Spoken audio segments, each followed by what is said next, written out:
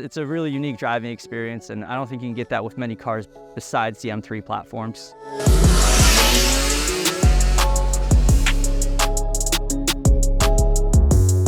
My name is Dzenan. I drive a 2003 E46 M3 Phoenix Yellow manual transmission.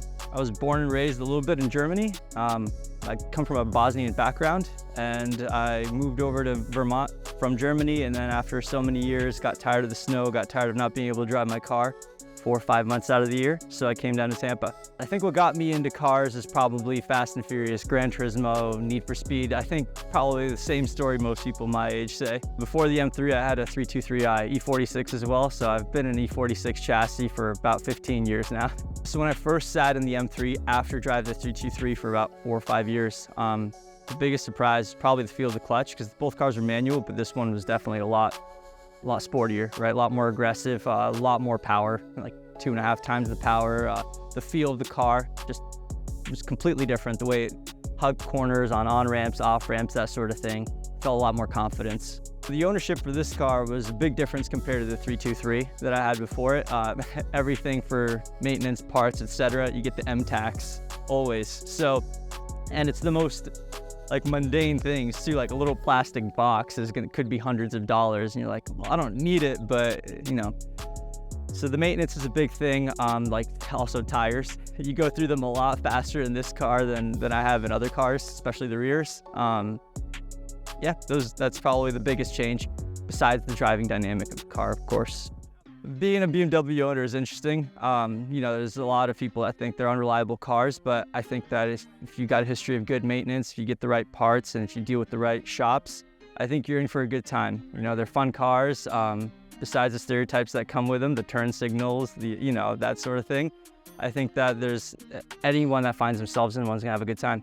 So the mods that are done to this car is a lot of quality of life improvements. There's a Blue Bus system, so the Bluetooth link to my phone is instant. It's awesome. It's got a tune, and I'm running catless headers. So in Europe, they actually got different exhaust system than we do here. I think it was something to do with California emissions, so they put our catalytic converters in the headers here. Well, if you get a European header, it's just straight. So that's what I did. I retuned the car and runs well. The rear subframe has completely been sorted out. I had new plates welded in, and I also had the rod bearings done. So next for the E46 is definitely going to be the Vanos. It's just crossed 100,000 miles, so you know I'm a little on edge at home. I'm like trying to plan it out when I'm going to do it. Take some time. So I can solidify the big three, and also there's some rubber gaskets around the windows that need to be replaced, just rotting over, you know, sun, old age, that sort of stuff. So 20-year-old car. I've taken this car to quite a few shows, Cars and Coffees, mostly over near my area, dealerships, where I'm from up in Vermont, stuff like that. But I really mostly try to enjoy the car where I can, like find some spirited driving roads. I've driven a lot of cars. I've driven some fast cars, like really fast in a straight line. I've been on, you know, bikes. I've been on whatever, but I just get I get a very confident feel with this car. A lot of like security in it too. I know if I point somewhere, it's gonna go there. I know it's gonna grip well. It's a really unique driving experience, and I don't think you can get that with many cars besides the M3 platforms. I think if there's one thing I could change about this car, it'd be the exhaust note. I'm not a huge fan of the rasp. Even though I love the car, I think that the rasp, the metallic sound of it, sometimes it sounds like something's broken. Like I had a friend sit in my passenger seat and ask me if I have an exhaust leak. It's like, no, that's just what they sound like. Yeah, what makes an M3? I think that'll vary depending on who you ask, especially for generations. In my eyes, I mean, I know that they gave us up a long time ago, but naturally aspirated inline 6-cylinder it only really happened for 2 models, but it was just perfect, right? Wasn't too heavy, just the right size, so you get the right throttle response. I think that plays a huge role, manual rear-wheel drive, and of course, hardtop, right? I think that the direction that BMW is taking now is maybe a little bit less catered towards enthusiasts and a bit more catered towards people that kind of just like the badge, which I understand from a business perspective.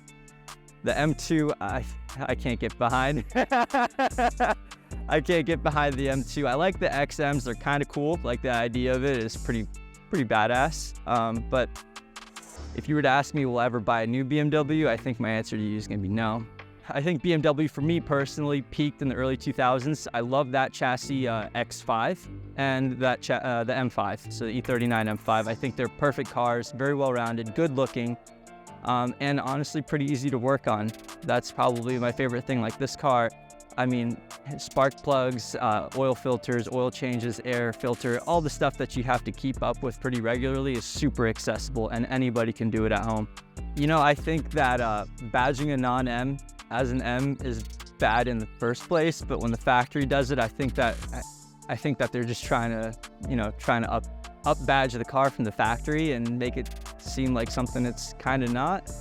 Maybe not. I don't know. That's kind of a tough question to answer, because like 440s and 435s, they're no slouches, right? Those are serious cars. The B58's an awesome motor, but at the same time, there's nothing wrong with it as it is. I don't think that needs the M badge. I think if I had a 440, I'd be totally proud of driving just that as it is.